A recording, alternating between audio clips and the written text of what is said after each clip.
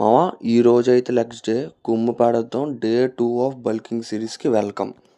Night sleep అయితే 8 hours చేశాను. So దానివల్ల నా బాడీ ఫుల్ రికవరీగా ఉంది.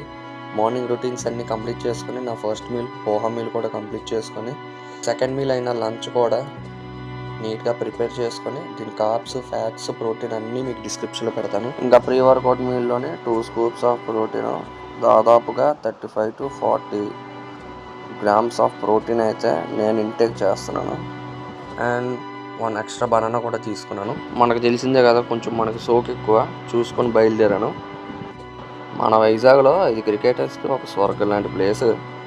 మన వార్మప్ సెట్స్ అన్నీ అవగొట్టేసుకొని ఈరోజు చేసిన ఇంటెన్స్ మామూలుగా లేదు. బాగా లెగ్స్ మాత్రం బాగా పంపైంది, బాగా ఇంటెన్స్ పెట్టింది. ఈ వెయిట్స్ అయితే లెగ్ ప్రెస్కి 100 kgs పెట్టి చేశాను ఈరోజు నార్మల్గా లేదు, ఎనర్జీ సూపర్గా ఉంది. అండ్ అలా మన లెగ్ పంప్ చూసుకొని మన సోక్ ఎక్కువ, మనకి సోక్ చూసుకొని ఇంకా డిన్నర్కి వచ్చేసి మన రుచికరమైన ఫిష్ మీల్తో ఎండ్ కొట్టాను. మావా స్లో కార్డియో చేయడానికి అయితే బీచ్కి వచ్చాను మావా వాక్కి. డిప్రెషన్ ఉన్న వాళ్ళకి, స్ట్రెస్ ఉన్న వాళ్ళకి పీస్ఫుల్గా ఉంటుంది మావా ఈ బీచ్ అనేది. Let me know in comments మావా మీకు అలా కనిపిస్తే.